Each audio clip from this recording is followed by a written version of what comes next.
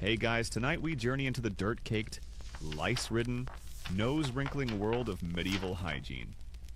You're about to step barefoot into a cobbled street that hasn't seen a scrub since ever. The air is thick with a stew of smells, some vaguely floral, most not. Chickens squawk freely, pigs do as they please, and humans, well, they live in delightful oblivion. You probably won't survive this, but hey, at least you'll smell historically accurate. So, before you get comfortable, take a moment to like the video and subscribe, but only if you genuinely enjoy what I do here. And let me know in the comments where you're listening from, and what time it is for you right now. Now, dim the lights, maybe turn on a fan for that soft background hum, and let's ease into tonight's journey together. You're walking. Slowly. The path beneath your feet squelches in a way that tells you this is no ordinary mud. It's 1347. Maybe 1348. You've lost track because time is a blur when the sun rises and sets behind soot-covered rooftops, and the bell tolls not for time, but for sickness or sermons. Your shoes, thick leather, barely stitched, are already soaked. Not with water. No, this is a mix. Discarded food, chamber pot contents tossed from an upstairs window, and the slow oozing runoff from the butcher stall up the street. You've heard of people losing a boot to the sludge. You start lifting your feet higher, the air, it assaults you. A warm blast of livestock, wood smoke, body odor, rotting vegetables, and something disturbingly sweet. You try to breathe through your mouth, but that makes it worse. Now you taste it. To your left, a child darts barefoot across the street, chasing a wooden hoop. His feet slap the muck like he's never known fear. He hasn't. He also hasn't had a bath in 3 years. But you'll learn more about that soon. That house you're walking past, it's timber-framed, leaning precariously as if it's trying to whisper something secret. Maybe it's saying, "Don't step there." But it's too late. Your foot sinks slightly into what you pray is cabbage. There's movement above. A second-floor window creaks open, and instinctively you leap to the side. A brownish splash hits where you just stood. Someone just emptied their chamber pot. Again. That's the fourth one this hour.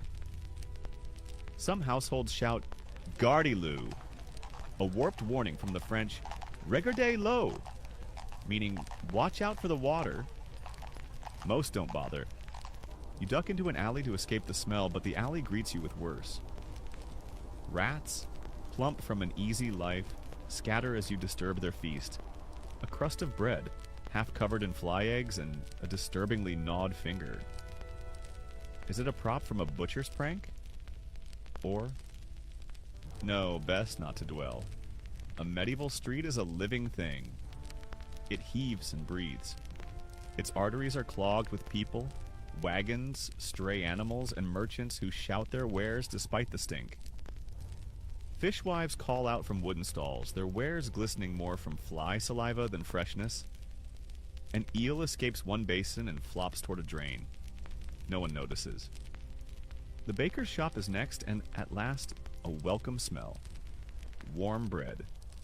But even that's tinged with smoke and the unmistakable scent of wet wool. People bake, people eat, but rarely do they wash. A man in a long, matted tunic brushes past you. He's got a friendly smile that smells like a goat that's lost the will to live. You notice something in his hair. Lice. Definitely lice. You try not to make eye contact. He offers you a toothless grin. "Fine weather," he says cheerfully. You nod, because there's no medieval small talk more classic than pretending everything's fine while wading through filth. He points up the street. "Barber's giving free leechings today. Feel light as a feather after." You smile politely and edge away. Note to self: avoid free anything involving leeches. A chicken pecks at your shoe. You stare into its beady eye and it stares back, unblinking. It probably owns this block. You walk on. A priest passes holding his robes up to avoid the worst of the slop. Clutches a sachet of herbs to his nose. Not because he's delicate, but because that's literally what they believe filters disease. The theory is simple. If it smells bad, it's bad. Miasma. Evil vapors. That's what causes plague and sickness. Not germs, those won't be a thing for 500 more years. So everyone's fighting bad smells like it's the final boss of hygiene. Herbs, lavender pouches, oranges stuffed with cloves. People hang dried flowers around their necks. It makes them smell like a doomed wedding. A cart rumbles by, wheels creaking, and you see its contents. Barrels, hay, a dead pig, and a man. Not dead, just sleeping. On top of the pig. A lady peeks out from a cloth-draped stall. She sells combs, toothpicks, and what she claims are bath powders. You don't ask questions. There's a scent wafting from her stand that you swear is part lavender, part something legally concerning. You pass another house. There's a narrow drain carved into the street running from the building to the main road. Water trickles through, brownish and bubbly. That's not water. These streets aren't designed with drainage in mind. They slope toward the center, forming a kind of sludge river that flows lazily, never truly drying. In the summer, it bakes into a crust. In the winter, it freezes solid and becomes a deadly skating rink of doom. You see a bucket tumble from a window and splash near an older woman carrying bread. She doesn't flinch, just sighs. Just another Tuesday. You find a low stone bench and sit. Carefully, you look up. Above you, someone is emptying a chamber pot. You run. Again. Historians still argue whether the filth of medieval streets was more due to ignorance or just lack of alternatives. Sure, people knew cleanliness mattered. There were even rudimentary laws about throwing waste. But enforcement was like asking a goose to file paperwork. A few cities tried. London had ordinances about trash dumping, and Paris had public sanitation notices. But good intentions can't beat 1,000 years of barefoot kids, stray pigs, and 0 sewer systems. You finally step into a courtyard. It's quieter here. Less crowded. A cat slinks by, looking smug and suspicious. Probably ate something alive 10 minutes ago. You breathe. It's still foul, but maybe less foul? Or maybe you're just adjusting. Your nose is evolving. Your standards are crumbling. You're becoming one of them. And just when you think you've found peace, a man nearby starts coughing violently. He holds a cloth to his face, pulls it away, and yep, blood. But let's not worry about that right now. That's a story for later. For now, you're here, ankle deep in history's filthiest welcome mat. Sleep tight. You wander farther from the bustling street, guided more by the instinct to escape smell than any real sense of direction. At the edge of the village, you find a wooden structure with steam curling out from its cracks. Curious and mildly hopeful, you step inside. It's a bathhouse, or what passes for one. The air is thick and damp, and it clings to your clothes like a needy ghost. Inside, several wooden tubs are arranged in a loose semicircle. They're more like barrels cut in half than the claw-footed luxuries you'd expect. A couple of them steam. A couple look questionable. A woman scrubs a child with a rag that's seen better centuries. She hums while doing it, and the child squirms, more annoyed than soothed. You watch as she dips the cloth into the same water she's already used on 3 other kids. Sanitation is not part of the equation. Efficiency is. Bathing in medieval times wasn't a daily ritual. Heck, it wasn't even weekly. Most people bathed maybe once a month, if they were lucky. And by bathed, we mean sat in slightly warm water and hoped it reached the important bits. You spot a small wooden sign with pricing etched into it. 1 copper for hot water, half a copper if it's reused water. Yes, you read that correctly, used. The first person gets cleanish water. The 7th person is practically just marinating in everyone else's filth. You consider the implications and back away from the tub like it might lunge at you. Bathhouses were once more popular, especially during the Roman Empire's heyday. But by the medieval period, especially the later Middle Ages, public bathing had begun to fall out of fashion. Why? Well, several reasons. First, firewood was expensive. Heating enough water to fill even one small tub meant burning through valuable resources. Second, the church. Religious leaders started whispering that public bathing encouraged sinful behavior. Because surprise, people often got very friendly in steamy rooms. Some bathhouses were also thinly veiled brothels, and the lines got blurry fast.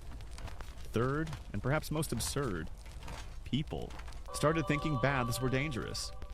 Not just a little risky, but full-on, this might kill you territory.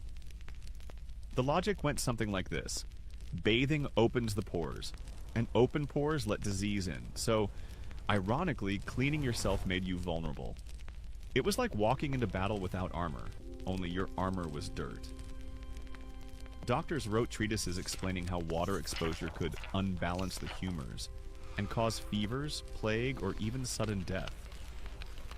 One writer warned that those who bathe frequently are often struck down by catarrh and weakness of the limbs. Another claimed cold baths would drive blood away from the brain, leaving a man confused. Basically, take a bath, lose your thoughts. So people stopped bathing, or rather, they adjusted. Dry washing became popular. That meant rubbing your skin with a dry cloth or brushing it with straw to remove visible dirt. You didn't necessarily smell better, but you looked a bit less like you wrestled in a pig pen. Some nobles, still obsessed with appearances, used scented oils instead of washing. They'd apply perfume, rose water, or even vinegar to mask the smell. One French count was famous for dousing himself with orange blossom water so liberally that his dog once fainted. You spot a young man outside the bathhouse. He's shirtless, scrubbing himself with a mix of ash and cold water in a wooden basin. His teeth chatter, but he seems determined. A nearby woman shakes her head. "You'll catch the sickness doing that," she mutters, covering her mouth with her sleeve. He shrugs. "Rather die clean." Historians still argue whether people truly believed bathing was dangerous, or if it was just a convenient excuse to avoid the cost and effort. There's debate over how widespread this belief was.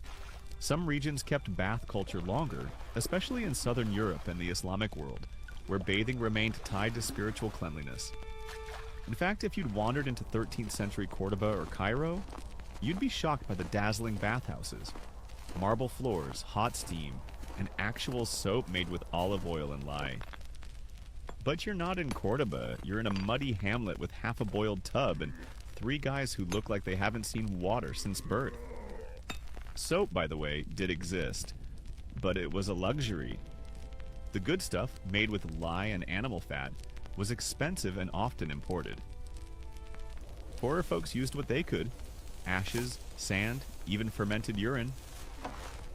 Yes, urine. It contains ammonia. It works as a cleaning agent. That doesn't make it less disturbing.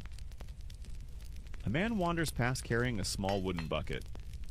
You catch a glimpse inside. Yep, soap made from goose fat. It smells faintly of despair. At the edge of the square, a wooden stall is selling herbal sachets. The vendor claims her mixture will clean the spirit and the skin. You peek inside. Lavender, sage, maybe mint. She grinds them together with a stone and wraps the powder in thin linen. People buy them to scrub their armpits or to wear under their tunics as deodorizers. You ask her if she's ever taken a bath. "Once," she says. "For my wedding, I didn't like it." She chuckles and hands a sachet to a passing knight, who tucks it into his armor. Metal doesn't breathe, and the stench of armored men in summer could probably be weaponized. You continue wandering and stumble upon a large wooden tub behind a tavern. 2 men sit in it, pink-faced from the heat, drinking ale straight from the pitcher. Steam curls around them like they're simmering in broth. One burps contentedly. You hear a soft plop. You decide not to look. Still, this is a social ritual. Bathing, when it happens, is often communal. People chat, gossip, maybe even seal business deals while soaking. It's not just about getting clean, it's about bonding. A monk walks past eyeing the tub suspiciously. He clutches his robe tight, probably thinking about temptations and sin. Monasteries sometimes had rules limiting bathing to once a month. Some stricter orders allowed only 4 baths a year, that's 1 per season. If you miss spring, tough luck. And yet, despite everything, people tried. In towns with access to rivers, locals would sometimes wade in, especially in summer. The water wasn't exactly pure, but it was better than nothing. You see kids splashing in a shallow stream nearby. They laugh, toss reeds at each other, and completely ignore the dead fish floating 5 feet away. You pause on a stone ledge and look out over the village. The sun's setting, casting a golden light that somehow makes even the grime look charming. In the distance, chimney smoke curls lazily into the sky. A dog barks. A cart clatters. You realize something. It's not that medieval people didn't care about cleanliness. It's that they understood it very differently. To them, being clean meant removing visible dirt, smelling like herbs, and avoiding the kinds of water that might steal your soul or your sanity. They didn't have modern science. They had instincts, trial, and error, and a lot of wild guesses. And sometimes those guesses involved pouring vinegar on your feet and hoping the lice would respect your boundaries. So you rise, shake off your bathhouse observations, and head back into the village. The smell welcomes you home. You're walking again, but your attention keeps drifting upward. To heads. Specifically to what's crawling in them. Let's talk hair. A man passes you, his brown curls peeking from under a felt cap that looks like it's never met soap. His beard is impressive, full, wiry, and shining with what might be animal fat. You wonder, for a horrifying moment, whether it's deliberate. Spoiler, it is. Hair in the medieval mind was more than just vanity. It was identity, status, even health. But hygiene? That's complicated. For men, long hair was the norm, at least among those who could afford the time to let it grow and the energy to not care when it got tangled. Beards came and went depending on fashion, region, and religion. Knights and nobles often had sculpted facial hair to signal virility, wisdom, or that they had at least 3 squires who combed it daily. Commoners? They had whatever hair life gave them. Women's hair, meanwhile, was sacred and scandalous. Married women kept it covered almost always, wrapped in linen, braided tight, or tucked under wimples and veils. Uncovered hair was considered either flirtatious or foolish or both. Young maidens might wear their locks long and loose, especially at festivals, but once a woman married, her hair vanished like a magician's dove. But what about cleanliness? Lice were basically roommates. Everyone had them. There was no shame in scratching your head during dinner. It was as routine as reaching for salt. You pass a young boy sitting on a stoop, and his older sister is carefully combing through his scalp with what looks like a carved ivory tool. She pauses, squints, picks something off, and flicks it into a nearby gutter. The circle of life. Combs were incredibly common, carried on belts or hung from neck cords. They were usually made from wood, bone, or horn, and some were downright beautiful, carved with animals or vines. Dual-sided ones had wide teeth for tangles and narrow ones for bugs. Grooming was both vanity and pest control. There were even love poems about combing each other's hair. Romantic? Maybe.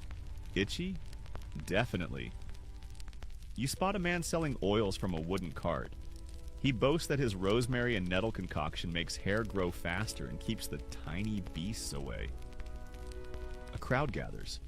He rubs the oil into a woman's scalp while she winces, probably from both the stinging herbs and the realization that it smells like an old soup pot. Still, people tried. Washing hair was rare, again because of water paranoia and soap scarcity, but when it did happen, it often involved herbal rinses. Sage, lavender, mint, and vinegar were favorites. Not exactly head and shoulders, but it did leave you smelling less like livestock. Monks shaved the crowns of their heads in a style called the tonsure. not for cleanliness but for religious humility. It was also extremely drafty. You see a novice rubbing his bald circle with a grimace. He looks at the sky as if to blame God for the breeze. You relate. In villages, it wasn't uncommon to burn clothes to get rid of lice infestations. If you couldn't afford that, you boiled them. If you couldn't do that, you just kept wearing them until the lice gave up from exhaustion. Historians still argue whether lice were ever truly managed, or whether medieval people just built up some form of mutual tolerance, like bad roommates who agree not to touch each other's stuff. And then there's the fringe stuff. Some cures for lice included rubbing ashes into the scalp, applying crushed garlic, or brace yourself, using goose fat mixed with mercury. That last one sounds like a chemical weapon, and to be honest, it kind of was. People died trying to be clean. Speaking of fringe, eyebrows. Fashion trends occasionally got weird. In some regions, women plucked their eyebrows completely and shaved their hairlines to make their foreheads look grander. Beauty apparently meant looking perpetually surprised. You watch one noblewoman painstakingly pluck her brow with a hot needle, murmuring prayers the whole time. Beauty hurts, or maybe it just burns. You pass a mirror, or rather a polished metal plate propped on a windowsill. A young man uses it to trim his beard with shears the size of a crowbar. His friend watches approvingly. "Looking sharp," he says. The other nods.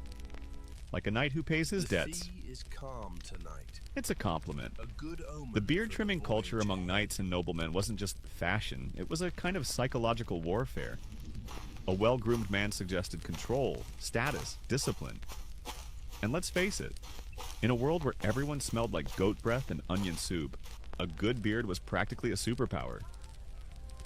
You duck into a small wooden room with smoke billowing, from a brazier in the center. A woman stirs a pot of herbs, steam rising. This is a sweating room, a makeshift sauna.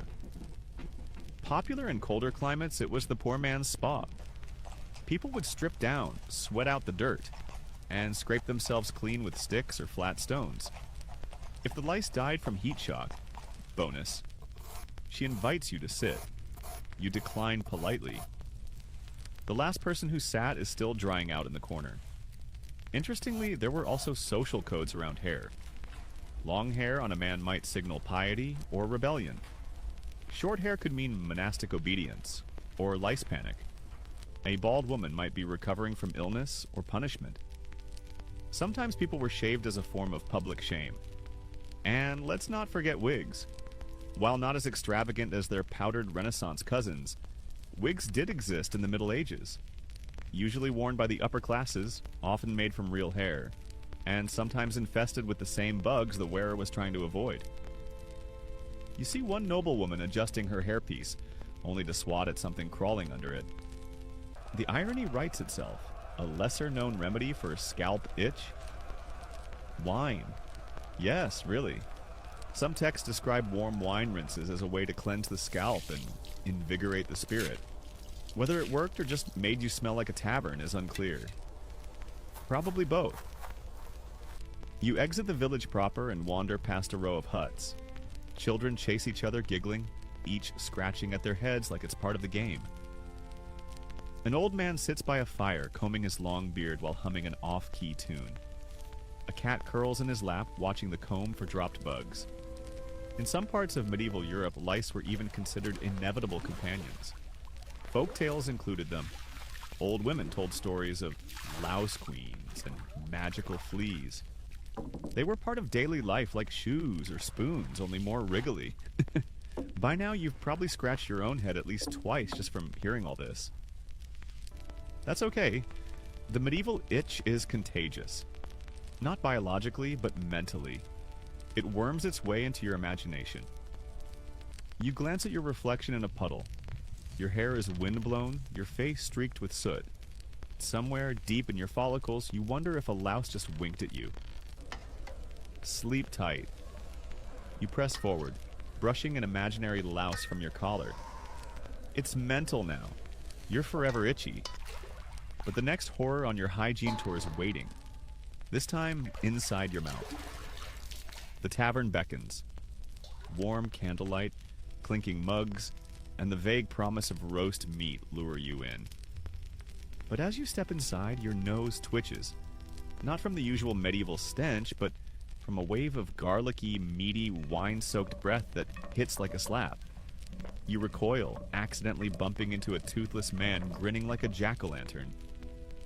Apologies, he wheezes and burps. You wonder, how did anyone survive with teeth in this world? The answer? Many didn't. Let's be honest. Medieval dental hygiene wasn't non-existent, but it hovered dangerously close to chaos. You glance around the tavern.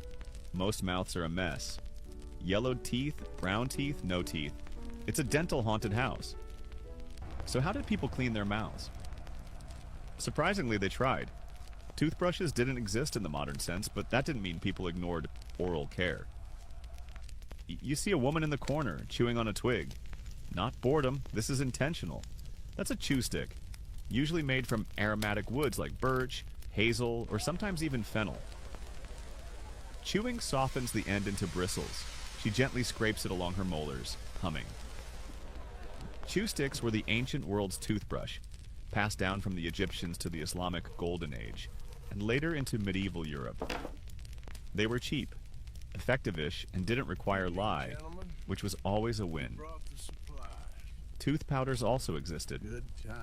A man at a nearby table pulls out a small leather pouch, dips his finger in, and rubs his teeth with something that smells faintly of mint and chalk. Powders could be made from crushed herbs, ashes, charcoal, or even powdered bone. Some added salt or vinegar to purify the mouth. Historians still argue whether these methods were truly effective or more ritual than reality. The abrasiveness certainly scrubbed away plaque, but also enamel. Tooth sensitivity was likely just called a Tuesday. The real enemy, however, was sugar, or rather its growing availability. In earlier centuries, sugar was so rare it was medicinal, but by the late Middle Ages, trade routes brought it in bulk. Nobles began indulging, and with indulgence came decay. Royal dental records are a horror show. Queen Elizabeth I, a bit post-medieval but still relevant, had famously blackened teeth from sugar abuse. The rot wasn't unique to her. Nobles sometimes kept rotten teeth as status symbols, proof that they could afford luxury. Across the tavern, a bard sings a song with a whistle in every S-kid. Turns out he's missing 3 front teeth. He lifts his mug in cheer, swishing ale around it like it's mouthwash. It kind of is. Alcohol was thought to kill mouth rot, and rinsing with wine or beer was common. Brushing, optional. Gargling, daily, drunkenly, even better. You take a seat and watch as a merchant unwraps a linen cloth and removes a set of tools. Tweezers, a bone pick, and what looks like an iron ice hook. It's his dental kit. He offers his companion a turn. The man leans back, opens wide, and, yep, starts yanking at something. Dental work in the Middle Ages was DIY or done by barbers. Not dentists, barbers. The same people who shaved beards, cut hair, and applied leeches were also pulling teeth in the back room. No anesthesia. Just iron will and a shot of something strong. If a tooth went bad, you had 2 choices: endure or yank. Some people tied string around a loose tooth and attached it to a door. Others used hot coals to deaden the nerve before pulling. A brave few asked blacksmiths for help. Yes, blacksmiths. Outside you spot a man spitting blood into the dirt. His friend claps him on the back. Better out than in, eh? You nod sympathetically. Better out than gangrenous. One curious and rather fringe belief was that worms caused toothaches. Yes, toothworms. Tiny creatures living inside your molars, gnawing at nerves and causing agony. Some remedies involved smoking the worms out with herbs or even blowing tobacco into the mouth with a reed. People swore they saw worms wriggle out. Historians now suspect they mistook exposed root pulp for squirming. One noblewoman's journal describes placing heated copper upon the cheek to chase the creature, which sounds both ineffective and painful. You imagine medieval molders as haunted castles besieged by invisible beasts. And then there were breath remedies. Bad breath, halitosis, was a known nuisance, even if its cause wasn't. People chewed parsley, cloves, or cardamom. Some stuffed orange peels with herbs and held them under the tongue. Others chewed licorice root until their mouths went numb. You watch a group of monks pass by. One is muttering prayers, but the other is swishing something in his mouth, a blend of vinegar and rosemary. You nod approvingly, then realize you're rooting for mouthwash like it's a sports team. In the corner, a man lights a dried sage leaf and waves it near his lips. It's not a ritual. It's a desperate attempt to cleanse whatever demons live behind his gums. You exit the tavern, stomach growling, and stumble upon a bakery. The smell is heavenly. Fresh bread, roasted nuts, and something sweet, apple tarts. You buy one, take a bite, and immediately understand the dental dilemma. The sugar clings to your teeth like tar. There's no toothbrush in sight. You're medieval now. You just live with it. You glance around, looking for water. Instead, you find a communal bucket with a ladle. It's lukewarm and smells faintly of feet. You pass. Further down the lane, a tooth drawer has set up shop under a tent. His sign reads, "Pain swift, coin cheap." You hear a scream, then applause. He bows. Back then, having all your teeth was a miracle. False teeth existed but were terrifying, made from animal bone, ivory, or dead people's teeth. Yes, really. After a battle, looters would extract teeth from corpses and sell them to denture makers. If that doesn't make your molars itch, nothing will. You see a merchant with perfect teeth. Suspiciously perfect. Too white, too even. You wonder if they're borrowed. He catches your gaze and smirks. "Boar's tusks," he says, tapping them proudly. "Imported."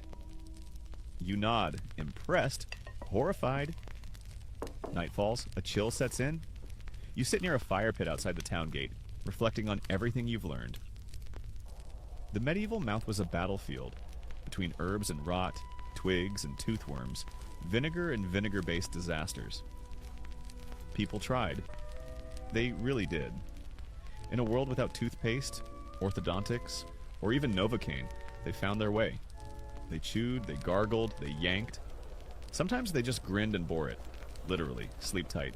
You wake up to the sound of church bells echoing through the village.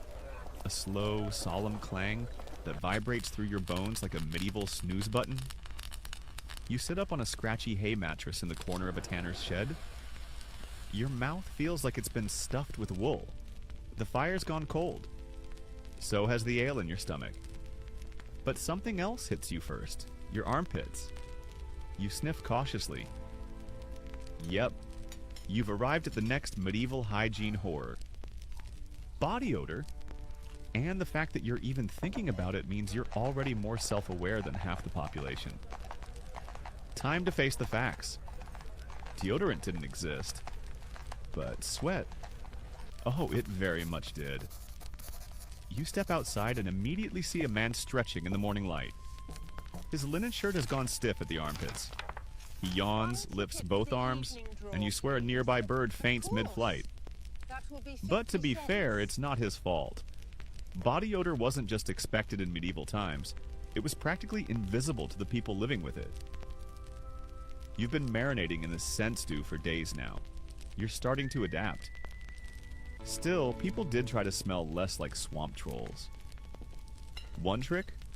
Layering. Lots of it. Linen shifts, undershirts, tunics, cloaks. People wore layer upon layer, not just for warmth, but to absorb sweat. A well-made linen shirt was your first line of defense against becoming a human cheese wheel. You watch a washerwoman scrubbing one of those shifts at the riverbank. She dunks it repeatedly, slaps it against a flat rock, then rubs it with a handful of herbs tied in a cloth. Lavender, if you had coin. Thyme or mint if you didn't. She mutters a rhyme while doing it. You're not sure if it's for luck, or if she's slowly losing her mind at the smell. Some people used aromatic paste made from crushed flowers and wax, applied under the arms or to the chest. You spot a nobleman applying something under his shirt with a silver spatula. He smells like roses and regret. Others carried scented sachets or pomanders, small decorative balls filled with herbs or perfumes. Women might wear them tucked into their sleeves or belts. Men often attach them to chains or belts near, well, the source of the problem.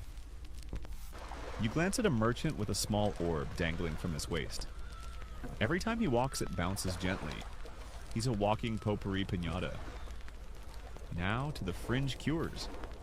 People tried everything. Some rubbed vinegar-soaked cloths into their armpits, believing the sharp scent would kill bacteria or whatever they thought bacteria was. Others went more extreme. A man once wrote of boiling ox gall, yes, from a cow's bile, and applying it to smelly areas to restore freshness. You hope he didn't have friends. You pass a monk seated on a bench, meditating with an intense expression. You nod politely. He does not return the gesture. He's fasting and hasn't washed in weeks. Not out of laziness, but because certain religious orders believed the body's natural state was a test of spiritual purity. The smell? That was temptation leaving the body, probably. Historians still argue whether these spiritual non-bathers had any concept of microbial cleanliness, or if they just really hated comfort. It's debated whether they were admired or quietly avoided, probably both. For most peasants, especially those laboring outdoors, the smell wasn't even the issue, it was survival. When your daily routine involves hauling buckets of pig feed and your evening plans include dodging fleas, deodorant isn't high on your list. But that didn't stop people from trying something.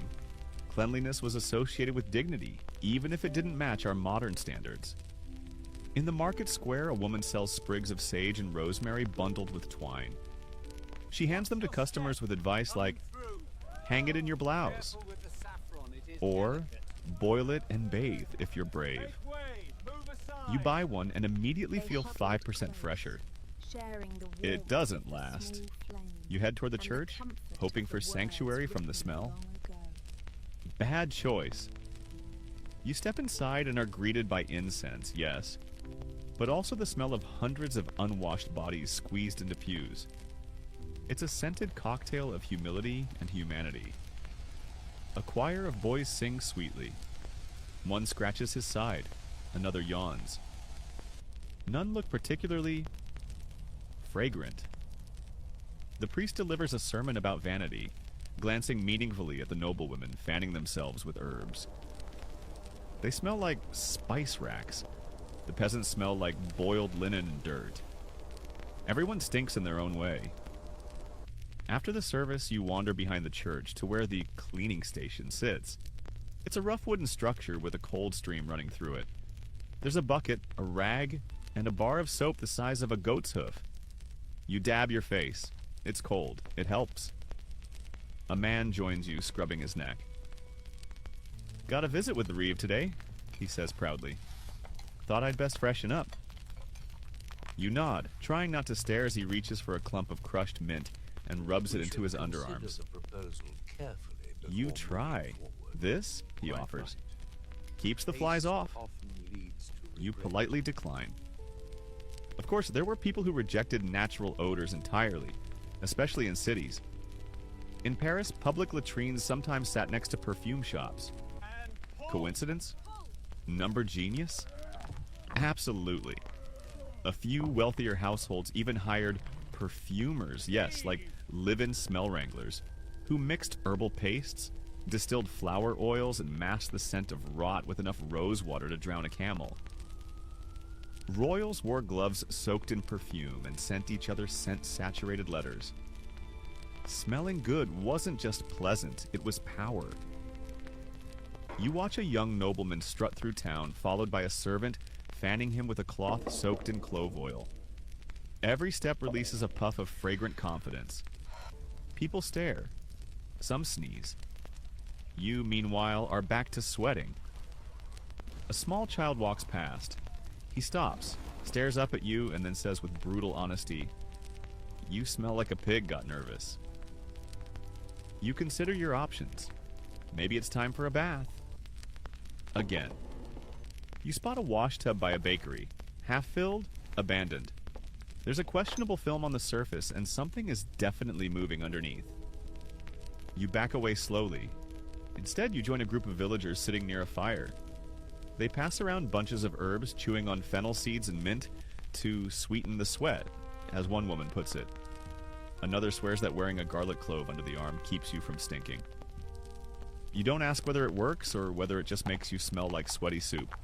But through it all, there's a surprising sense of self-care. These people may not have showers or roll-on antiperspirant, but they know their bodies. They adapt. They endure.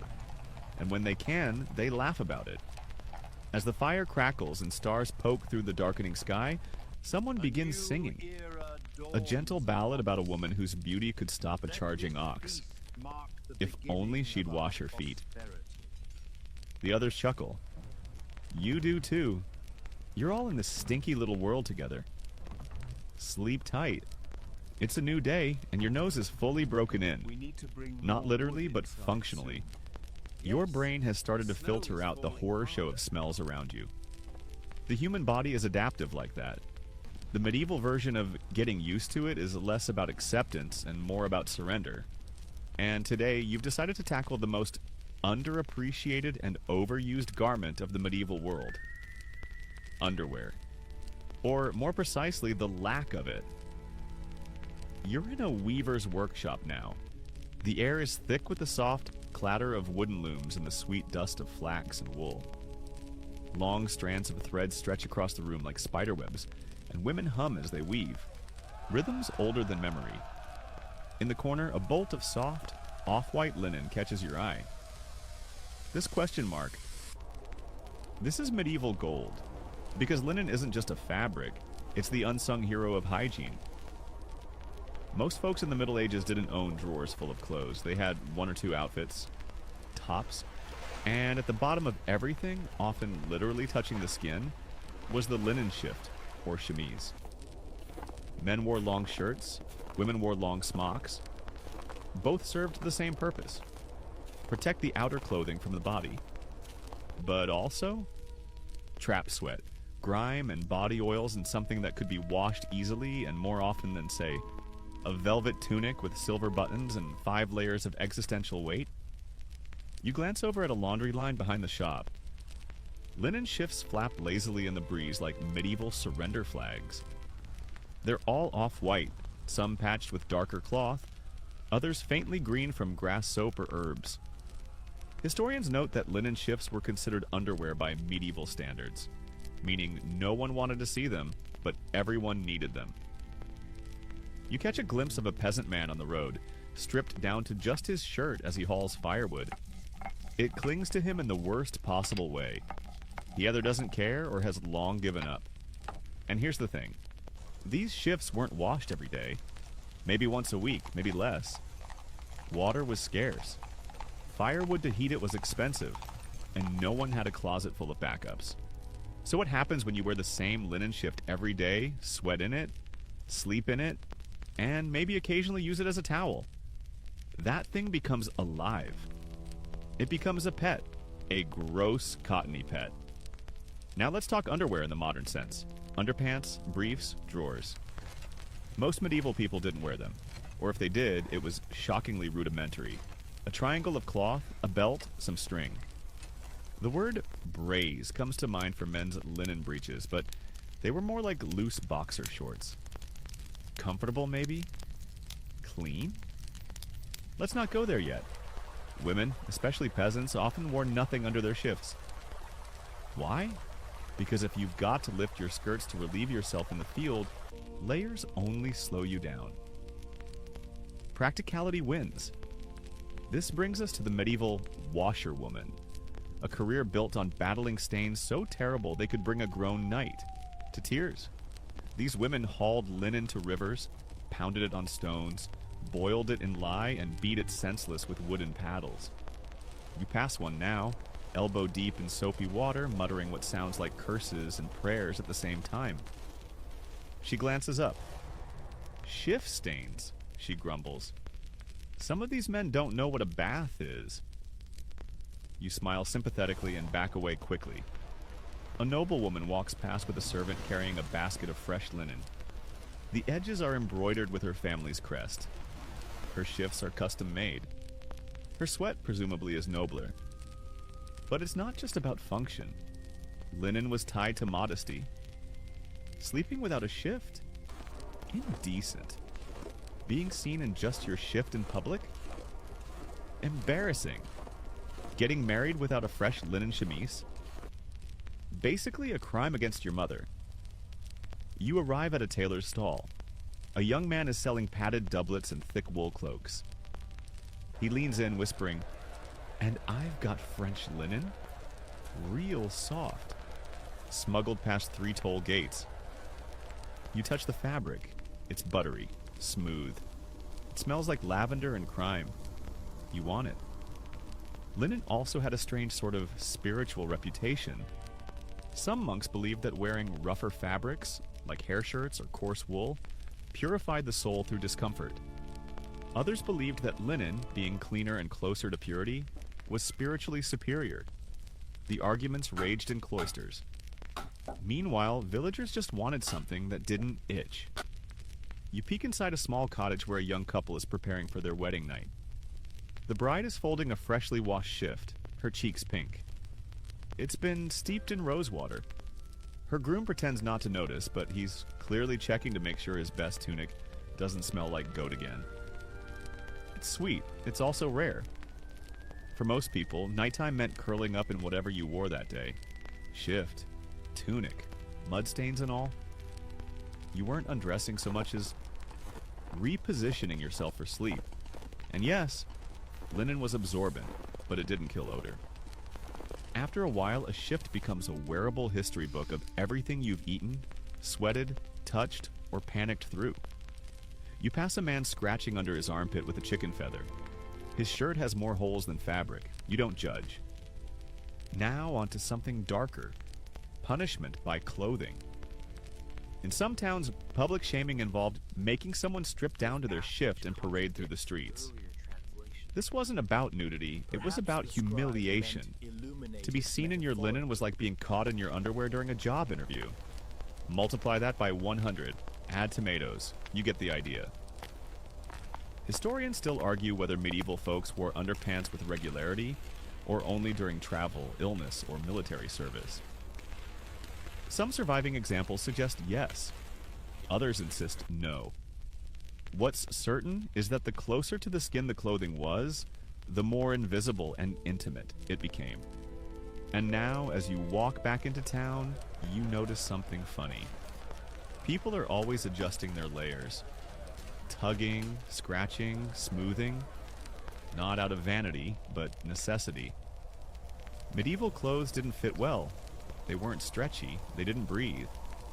And once you started sweating, well, the wind picks up and a woman yells as her linen shift, drying on a line, flies into the street.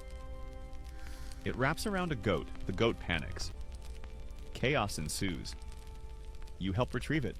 The shift is unrecoverable. The woman sighs, looks skyward, and mutters, "That was my good one." You nod solemnly. It's only linen. But to her, it was everything. Sleep tight. The wind hasn't let up, and it's doing its best to turn every piece of fabric into an airborne projectile. You dodge a flying bonnet, sidestep a runaway apron, and finally take shelter near a stone building with an overhang. You've reached a turning point. Because now, we talk toilets. Or more precisely, the total and complete lack of them. It starts with a simple, innocent thought. Where do you go when you need to go? In medieval towns, the answer is usually anywhere you can without being arrested or cursed by a priest. Welcome to the thrilling world of waste disposal. The first thing you notice is the smell. Not just a faint hint of something unpleasant, but a deep, earthy, musky fog that clings to your nose, hairs like a second skin. It's not constant, but it lingers, like a ghost, a poop ghost. Let's begin with the basics, the garderobe. You see one now. It's a small stone outcropping on the side of a castle wall, sticking out like a nose over a river. It looks like a weird little balcony with a wooden seat inside. That's a medieval toilet. A hole in a bench, maybe a bit of hay, and a long vertical drop into whatever lies below. Garderobes literally mean guard your robes, because before the age of plumbing, robes needed to be well out of the way. Otherwise, things got messy. Think of it as a gravity-powered shame tunnel. You peek inside a small fortress. The garderobe room is chilly, always chilly, and the wind that rushes up the shaft is known, unironically, as the garderobe breeze. Chilly, but oddly effective at reminding you not to dawdle. Some noble households even line the shaft with stone to prevent splashing. Others? Wood. And some just let it drip. Right down the side of the tower. Onto the courtyard, where the geese live. And you wondered why the geese are always so angry. For the lower classes who didn't have towers or breezes, the solution was simpler. The chamber pot. A humble ceramic bowl kept under beds, behind curtains, beside fires. When it filled up, you'd take it outside and dump it wherever you could get away with it. And when we say outside, we don't mean a proper disposal site. We mean the gutter, the alley, a ditch, a bush. Or, if you're feeling bold, right out the window. A child near you yells something from an upstairs window. "Guardy Lou!" You leap sideways. A moment later, the contents of a chamber pot splash into the street. You nod. The warning was appreciated, if not prompt. The concept of toilet etiquette was different. You could be fined for dumping waste onto someone's property or in a marketplace, but only if someone caught you. Otherwise, it was medieval littering, with consequences mostly for the next person who stepped in it. Historians still argue whether public attitudes toward human waste were more laissez-faire or deeply shame-based. There's evidence for both. Some towns had laws against urinating near churches. Others designated public urinals. But for the average peasant, nature was your lavatory. In the city of London, open sewers known as cesspits and muck trenches ran through the streets. Some were technically underground, but underground in the loosest sense. They often overflowed. Rainstorms were like nature's plumbing system, except the pipes were ditches and the water brought everything up, not down. You pass a man with a cart labeled night soil. He tips his hat. His job.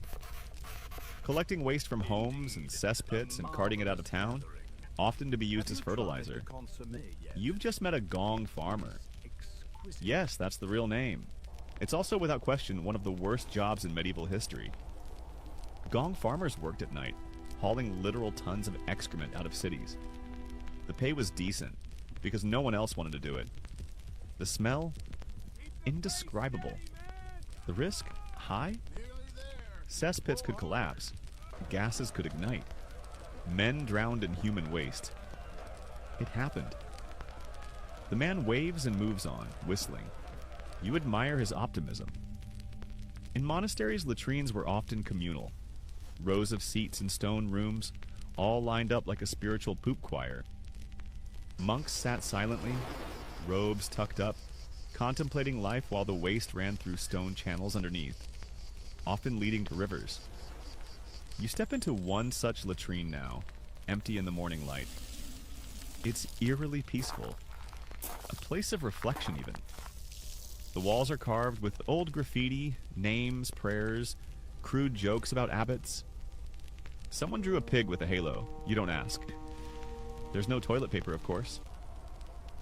Instead, moss, straw, rags, leftover fabric, and yes, communal sponges on sticks.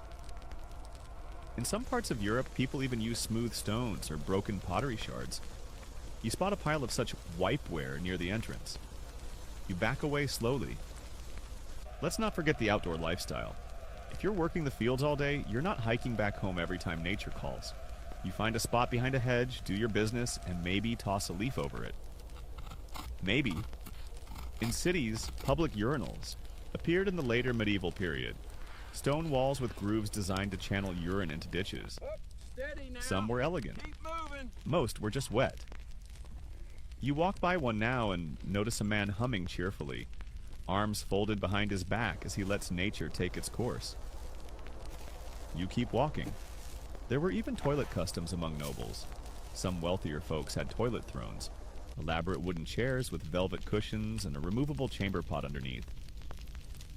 These thrones were mobile, which meant someone else had the job of carrying them away when full. Usually a servant, or an unlucky cousin. You reach a castle courtyard where a noblewoman sits primly on her throne chair. She's reading a poem while sipping rose water. You slowly realize the throne is functional. She nods at you. You nod back and move on, thoroughly disturbed. In taverns, people just used buckets behind curtains, or went outside. Drinking all night? The alley becomes your personal latrine. Mourning becomes someone else's problem. Despite it all, there were efforts to improve sanitation. Certain guilds and councils tried to regulate waste. Bathhouses enforced some cleanliness, and eventually cities began experimenting with actual sewers. But in your current time and place, that dream is many centuries away. The funniest part? People did complain about the smell. Chroniclers described foul stenches, air poisoned by rot, and gagging fumes rising from the streets. One writer in the 14th century Paris described the stench as assaulting the heavens, which is poetic and accurate. As the day fades, you sit on a low stone wall at the village's edge, watching the sun set over dung heaps, puddles, and geese. Everything smells faintly of onions, livestock, and secrets. A dog sniffs a pile of something that you hope is mud. A child skips past holding a chamber pot like it's a treasure. You've survived another day of medieval sanitation. No flush handles, no privacy, no citrus-scented anything. But at least you've gained perspective. And possibly tetanus. Sleep tight. You're awake again, but this time with a different kind of fear. Not from lice, not from the smell wafting out of someone's armpit at dawn, and not even from the terrifying proximity of that chamber pot above your sleeping nook last night. No, today your fear is medical. You have a splinter. And in the Middle Ages, that could be a life-threatening situation. You hobble through the village square toward a small wooden shop, with a striped banner flapping in the breeze. On it, a red and white pole, twisting, swirling, innocuous to modern eyes. But here, it's a warning label in full display. The barber surgeon is in. You push aside a hanging curtain made of stained linen and step inside. The smell of old blood, boiled herbs, and something disturbingly sweet hits you immediately. A man is sharpening knives. Another is rinsing a bowl filled with something reddish that you refuse to look too closely at. Got a splinter, you mutter. The barber grins. You're lucky. Yesterday I pulled a goat tooth out of a monk's thigh. You don't ask. Here's the thing about medieval medicine. It was more art than science. Less do no harm, and more try not to kill them before the infection does. Barbers were the multitaskers of the era. They cut hair, trimmed beards, performed tooth extractions, minor surgeries, even bloodletting, all without anesthesia, sterile tools, or anything resembling modern training. The red and white pole? Symbolic. Red for blood, white for bandages. The pole itself was gripped by patients during bloodletting so they wouldn't pass out and hit the floor, which they still sometimes did. As you sit down, the barber pulls out a small iron probe and pokes at your finger. "This'll sting," he says. "Or maybe not. Depends how God feels today." You brace yourself and scream. The splinter's out, but now your hand is wrapped in something that smells like mold and vinegar. You're given a shot of aqua vitae, strong alcohol originally meant for spiritual clarity, but now used as an impromptu painkiller. It works. Kinda. People in the Middle Ages didn't really understand germs. They believed in the four humors: blood, phlegm, yellow bile, and black bile. Balance was key. If you were sick, your humors were off. The solution? Adjust them. Got a fever? Too much blood. Let's drain some. Got a chill? Probably phlegm. Take a hot herbal bath and a prayer. You see a man sitting in the corner with leeches crawling up his arm. He looks peaceful, or unconscious. Leeches were used in bloodletting, which was one of the most common treatments for almost everything. Headaches, fevers, fatigue, even melancholy. The belief? Remove excess blood, restore balance. Historians still argue whether this practice helped, harmed, or simply delayed the inevitable. Some suggest mild bloodletting occasionally helped with inflammation. Others say it was medieval snake oil with extra blood loss. In another corner of the room, a woman lays still while the barber stitches up a nasty gash. No gloves, no antiseptic. He hums. She bites on a stick. Surgery was often a last resort. There were no painkillers beyond alcohol, opium, if you were very lucky or very rich, or biting something until your teeth cracked. And yet, Thank you, sir. people survived. The body is weird like that. You leave the shop with your hand bandaged and your pride You in are shreds. welcome, ladies. A man outside is selling dried frog skins as fever patches. You do not buy one. Let's talk physicians, the fancy doctors of the era. If you were rich, you might hire one. They wore long robes, sometimes fur-lined, and carried ornate staffs. They rarely touched patients. Too risky. Instead, they observed, took your pulse, examined your urine, often by color, smell, and sometimes taste, yes, taste, and then prescribed things like crushed pearls, powdered horn, or cooling herbs steeped in goat's milk. You glance over at a cart filled with bottles and scrolls. A man in a tall hat is waving a sprig of rue over a sick boy. He chants softly and scribbles something on a parchment. The boy sneezes. The man gasps and declares the humor's balanced. The mother weeps with joy. You nod and walk away slowly. Apothecaries were medieval pharmacists mixing potions, salves, and powders. Some knew their craft. Others didn't. You see one grinding dried beetles with honey and calling it a love tonic. Another stirs a boiling pot of mystery ingredients while reciting Latin. The ingredients arrived. Toothaches, burn a dog's tooth and inhale the smoke. Earaches, warm onion juice. Stomach pains? Rub warm bread on your belly and whisper to Saint Apollonia. Sure, it sounds ridiculous now, but they were doing the best they could with what they had. You pass a man with bandaged feet, hopping painfully. Cursed turnips, he mutters. You don't ask for context. Back in the square, a small crowd gathers around a traveling quack doctor, a showman dressed in bells and feathers, offering miracle cures from a wooden crate. He promises his tonic can cure gout, plague, heartbreak, and the pox that whispers. You're tempted. But then he drinks it himself and immediately vomits. The crowd cheers. Show's over. Meanwhile, midwives and wise women carried much of the real medical knowledge, especially for childbirth, women's health, and herbal care. They were often trusted more than doctors, even if they weren't officially recognized. You see one now, a stooped old woman with a pouch full of roots and a walking stick carved with runes. Kids run from her. Adults nod respectfully. She offers you a poultice for your hand. You take it. It smells like boiled socks, but it works. The pain fades. You thank her. And just like that, you understand medieval medicine a little more. It wasn't about cures. It was about coping. About doing something, anything, to feel less helpless. Even if that meant swallowing frog powder, applying goat butter, or getting your humors bled into a bowl by a man who also trims beards. The sun dips lower. A bell tolls. Somewhere, a man sneezes violently and everyone within earshot steps back 3 paces. You wrap your hand tighter and head home. You're not healed. You're medieval. Sleep tight. You wake up tucked beneath a wool blanket that smells faintly of smoke, sheep, and someone else's dreams. A rooster crows outside. Your hand still aches from yesterday's splinter surgery / exorcism, but that's the least of your worries now. because today you're a woman.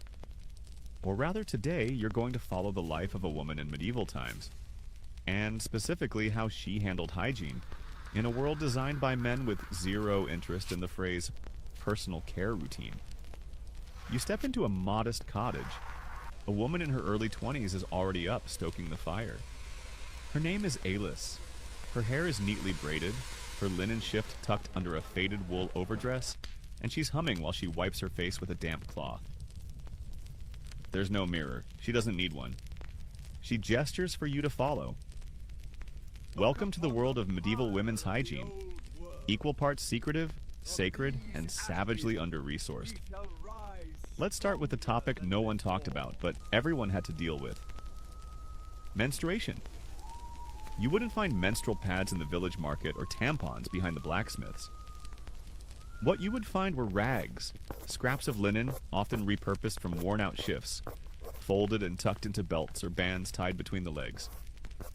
These were washed and reused until they fell apart.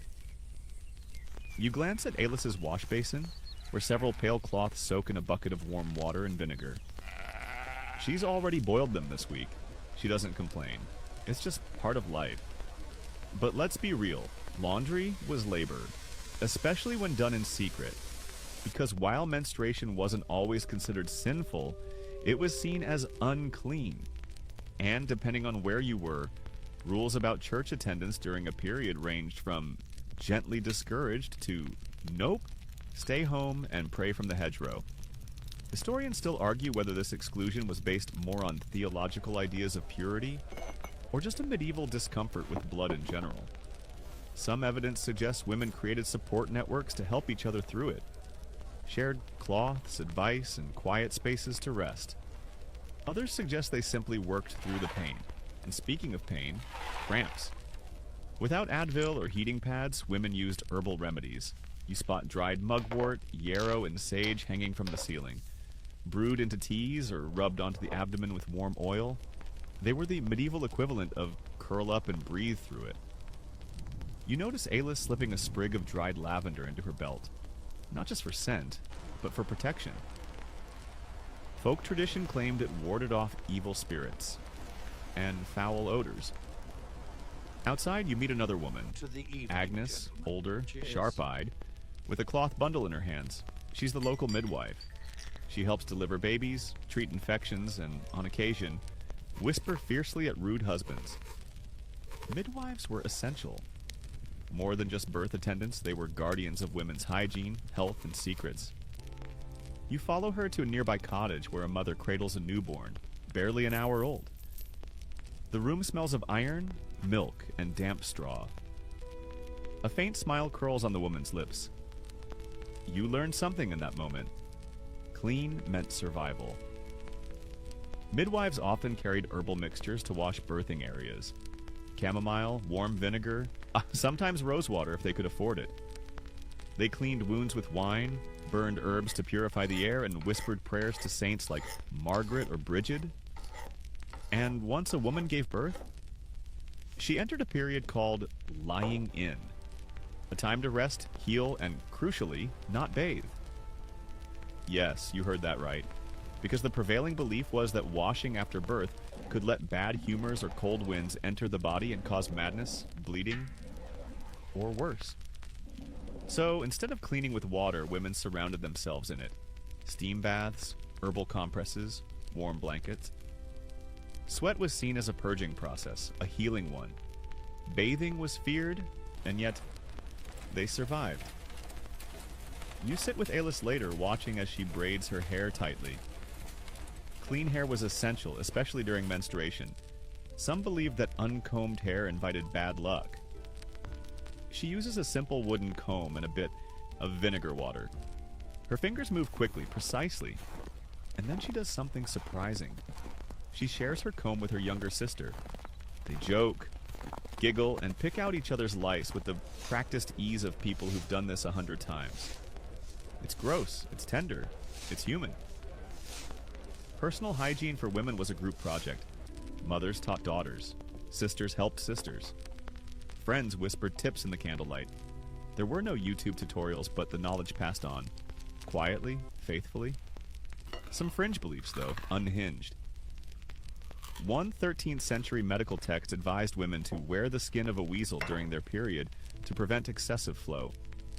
Another claimed that placing a roasted toad under the bed would draw the sickness from the womb. No, we don't recommend trying this, even in 2025. Other texts suggested drinking red wine during menstruation to replenish the lost blood. That one at least sounds mildly pleasant, if wildly medically inaccurate. You follow Aylis to church, where she stands outside while others go in. Today's a no entry day. Instead, she kneels beside a tree, hands clasped. Her faith isn't weaker, just redirected. Later, you help her hang linens on a rope behind the cottage. Some have faint stains. She doesn't care. They dry in the breeze beside tunics, socks, and a shirt with more holes than fabric. You sit on a log as she rubs her hands with rosemary water. Her nails are trimmed. Her skin's dry from soap root scrubbing. She's exhausted and proud. And there's one more truth about hygiene in a medieval woman's world. It was never just about the body. It was about dignity. Every cloth folded, every braid tied, every bitter herb chewed was an act of resilience in a world that offered few comforts. Women carved out spaces of control, tiny, fragrant acts of rebellion. As the stars appear, Aylis braids her hair for sleep. She dabs her temples with a rag soaked in chamomile. She lays her shift over a chair. It's patched, worn thin, and still warm from her skin. You realize something. Medieval women didn't have less hygiene. They had a different relationship with it. Quieter, fiercer, more communal, and somehow beautifully personal. You lie back, the smell of herbs and hearth smoke curling into your dreams. Sleep tight. Sleep! Morning light spills over the village rooftops, and a fine mist lingers in the air like nature's attempt at air freshener. It's market day, and you're standing at the edge of a bustling square. But your attention isn't on the piles of turnips or the lady aggressively shouting about onions. It's on the sign swinging above a crooked wooden doorway. Saint. Agnes's bathhouse. Cleanliness, company, cabbage soup. You step inside and immediately the air wraps around you like a heavy, wet wool cloak. The room is thick with steam, the scent of lavender oil, old wood, and something else. Possibly wet dog. Possibly regret. Welcome to the medieval public bathhouse, the steamiest, strangest, and arguably most misunderstood piece of hygiene history. At first glance, it looks like a spa. People are reclining in large wooden tubs. Some are chatting, some are sleeping, a few are eating. One man's got a bowl of cabbage soup resting on the edge of his tub, like it's completely normal to dine half submerged in tepid water. Spoiler, it was. Bathhouses weren't just places to clean your body. They were social hubs, gossip centers, business meeting rooms, low-key date spots. If you were lucky enough to live in a town that had one, you went there not just to bathe, but to exist among other humans who also hated smelling like goats. You're handed a small bundle by the attendant, a linen towel, a bar of soap, more like a lump really, and a wooden ladle. You nod politely and walk toward an open basin. The tubs vary in size. Some are for individuals, others for couples, and one looks big enough for a full family reunion. People aren't shy. They strip down, splash, scrub, and chat as if nudity were as common as bad bread. You ease into a lukewarm tub next to an older man who offers you a boiled carrot and a hearty grin. "You new?" he asks. You nod. "Don't mind the floating leaves," he says, pointing to the rosemary and sage floating around you. "They keep the fleas away." Bathhouses like this were common across Europe, especially from the 12th to 15th centuries. Contrary to modern belief, medieval folks didn't avoid bathing altogether. They just didn't do it privately. Private tubs were rare and expensive. Public baths? Much more affordable, plus you didn't have to chop the firewood yourself. In places like Hungary, Germany, and even parts of England, bathhouses operated regularly. Some cities even required them by law. Towns had bathhouse inspectors. Regulations were posted. Towels were optional. Some bathhouses were gender segregated. Others, not so much. In fact, you glance over and see a man and woman sharing a tub, sipping wine from the same cup, grinning at each other like it's their third date and no one's supervising. And here's the sticky part. Bathhouses had a reputation. By the late Middle Ages, especially during and after outbreaks of the plague, public baths began to be viewed with suspicion. Disease spread in tight, steamy spaces. And more than that, moral decay became a concern. Because for all their good intentions, many bathhouses blurred the line between hygiene and hedonism. Some offered extras. Some had back rooms. Some simply turned into full-blown brothels with tubs. You hear a woman giggle behind a curtain. The attendant rolls his eyes. "Always with the giggling," he mutters, then ladles more hot water into your tub. This is where things got tricky. Religious authorities, particularly in more conservative regions, began clamping down. Bathhouses were condemned as dens of sin. Some were shut down entirely. Others rebranded as healing centers or moved to more rural locations. Historians still argue whether these moral panics were justified or simply part of the church's broader effort to control pleasure. Either way, by the 16th century, many public bathhouses in Northern Europe had closed or fallen into disrepair. But for now, in your little corner of history, the bathhouse is thriving. You strike up a conversation with the woman across from you. She's rubbing a paste of ash and lard onto her arms. "Draws out the filth," she explains. "Also good for boils." You nod like you understand. You do not. A pair of musicians enters and begins to play a lute and a hand drum. The mood shifts. Someone sings a drinking song. A man passes around hot wine in a chipped ceramic jug. You realize you're at a party, and it's happening in a bath. You dry off with your scratchy linen towel and walk into the cooling chamber. Here, people sit in robes, sip broth, and let the heat fade slowly from their skin. It's oddly peaceful. A kind of medieval wellness retreat, minus the cucumber water and inspirational quotes on the walls. One woman leans back, eyes closed. "I feel 10 years younger," she sighs. Her friend nods. "I haven't smelled this nice since Pentecost." There's a bowl of dried herbs near the door. Bay leaf, lavender, wormwood. You're supposed to take a pinch and rub it into your hands. You do so. It smells sharp and earthy. You're officially fresher than you've been in days. And now for the fringe fun. Some bathhouses believed in hydrotherapy.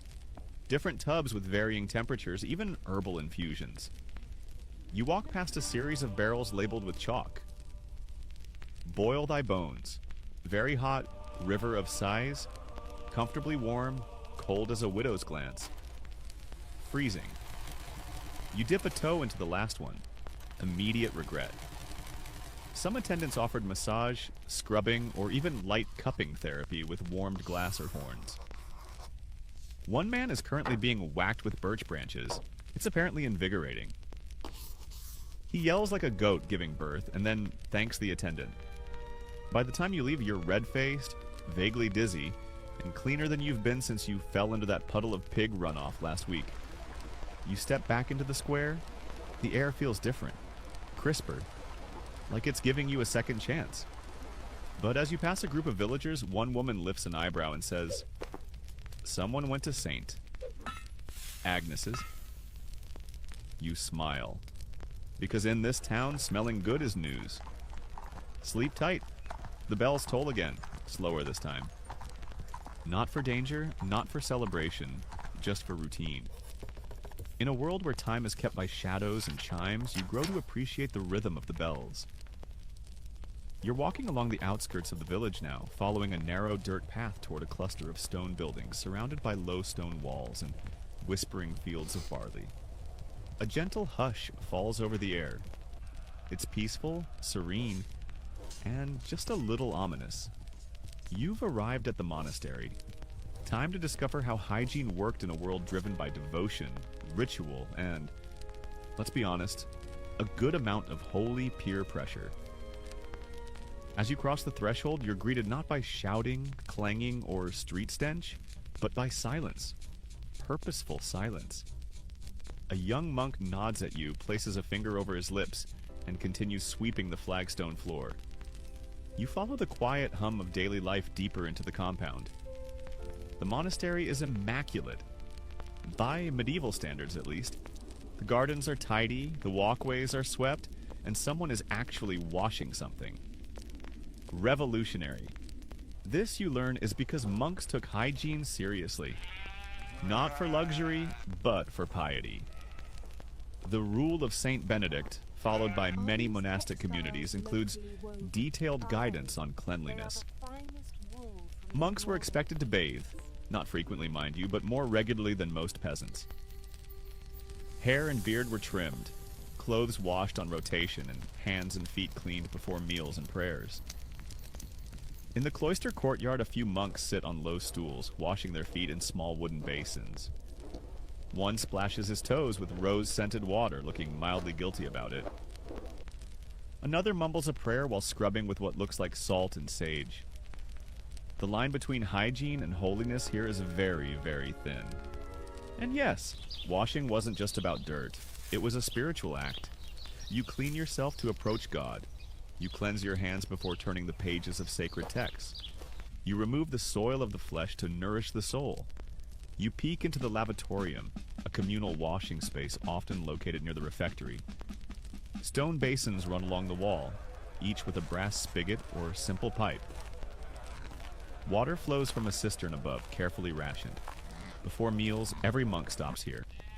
Hands, face, maybe a quick splash to the neck.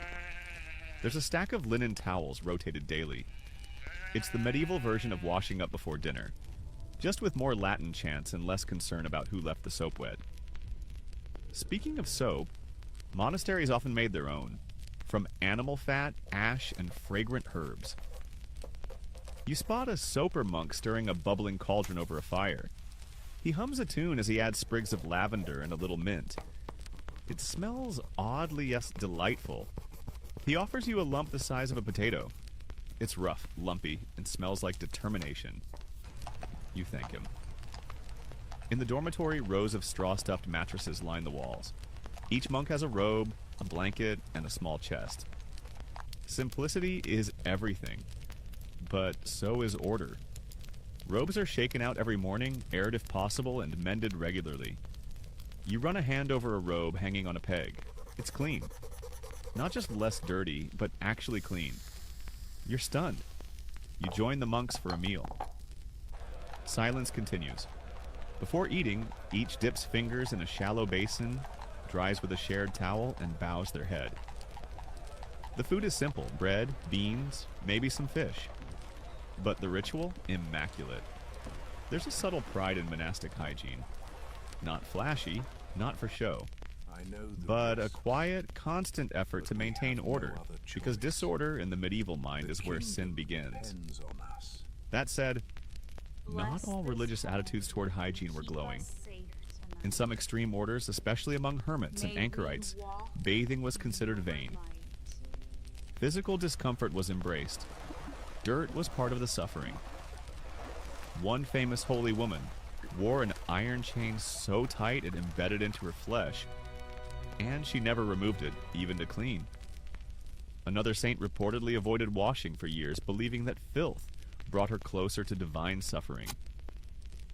People followed her around just to witness the stink. It was a vibe. Historians still debate how widespread this anti-hygiene holiness really was. Some say it was fringe, an outlier. Others argue it reflected a real tension between physical and spiritual cleanliness that ran through medieval Christianity like a fault line. You wander into the scriptorium, a place of writing, copying, and absolute reverence. A monk dips his pen into ink and copies letters with care. His fingers are stained but not filthy. A cloth lies nearby for wiping his hands. Cleanliness here is practical. It protects the parchment. A nearby brother reads aloud from a text while another turns pages with gloved hands. You realize something. This is hygiene for preservation. Of words. Of truth. of sacred thought. Even in death, cleanliness mattered. Monks washed the bodies of the deceased with herbs and oils. They wrapped them in linen. They buried them with reverence. Dirt might be everywhere in life, but not in the final hour. Outside you find the latrines, a row of stone seats with channels underneath.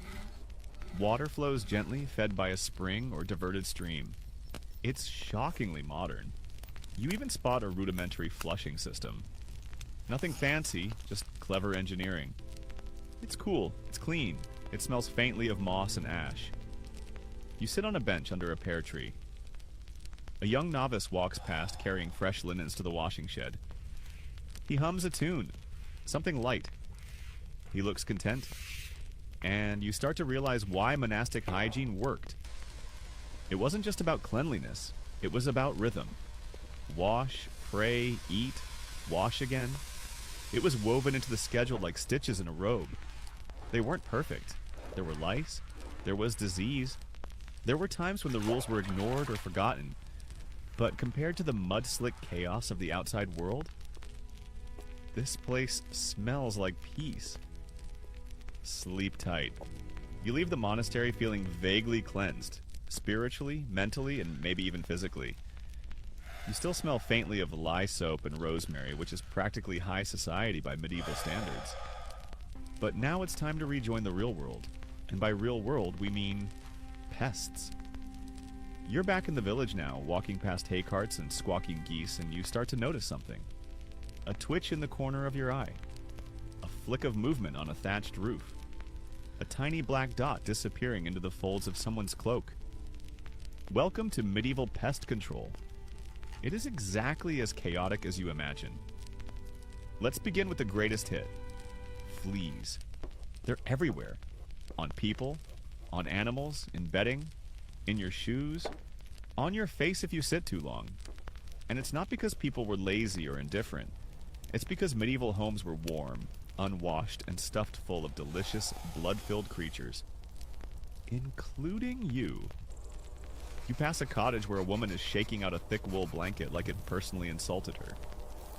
She's muttering under her breath. Fleas jump from the cloth like they've been launched. One lands on your arm. You slap it on instinct. She nods at you approvingly. Fast hands, she says. You'll live longer. Then there are lice. You've met them before. They're intimate, clingy, and hard to break up with. People combed through each other's hair as casually as sharing bread. Delousing wasn't a chore, it was bonding. In fact, you walk past a group of women sitting in a circle, chatting softly while they comb and pick at one another's scalps.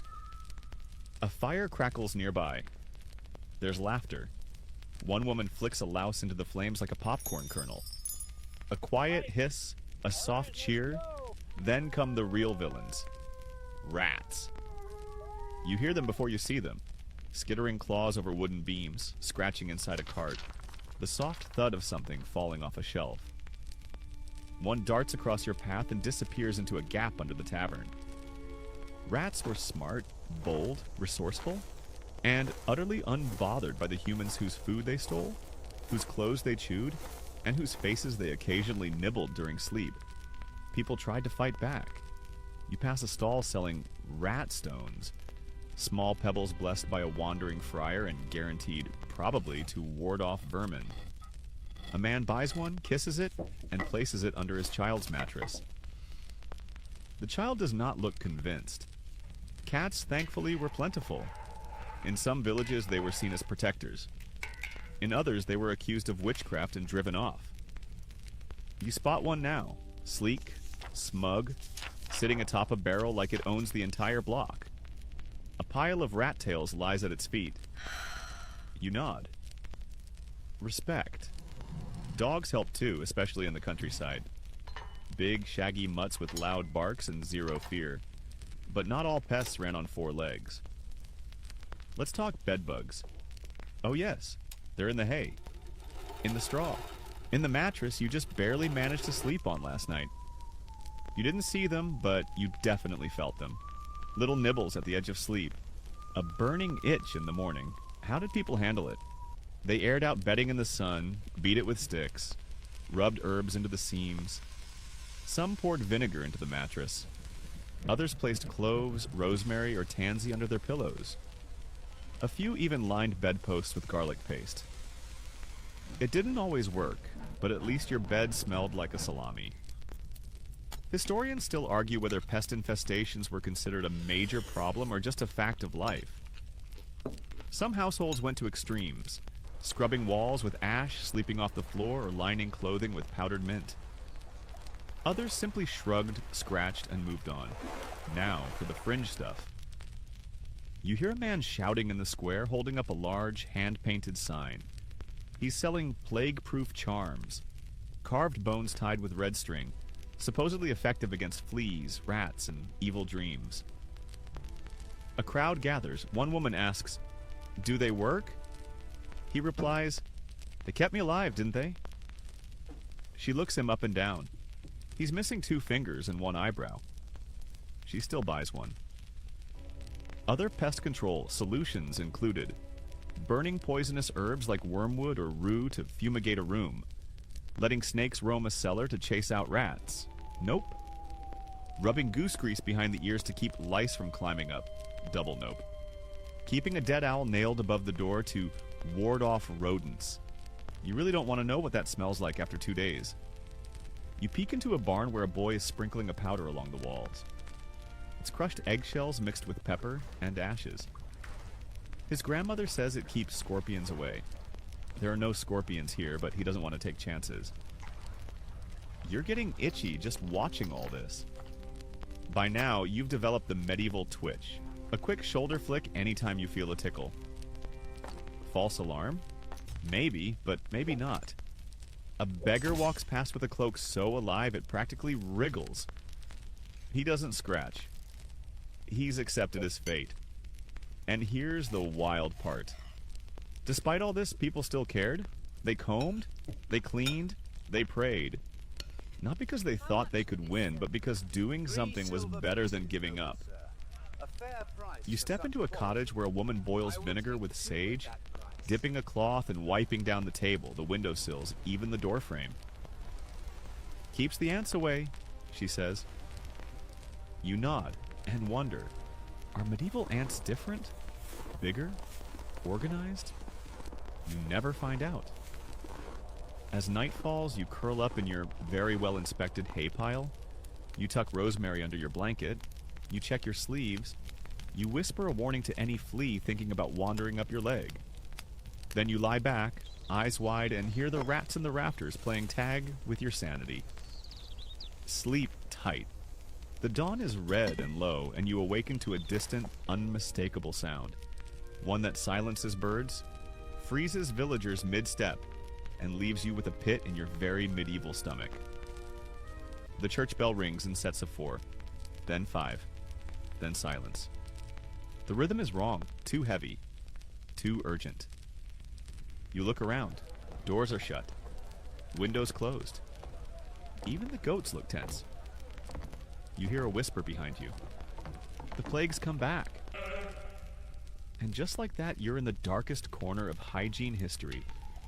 The Black Death, that grim old friend, has returned. It isn't the first time. It won't be the last. But this time, you're living through the stink, the panic, and the desperate, often ridiculous attempts to stay clean and safe. Let's set the scene. It's the mid-14th century. Something is sweeping through Europe, killing millions. You don't know it's Yersinia pestis, carried by fleas, riding rats, crossing borders on ships and carts and boots. All you know is people are dying, and fast. And when people die in massive, unexplainable numbers, the first thing they do, they blame the air. Bad air, they say. Miasma.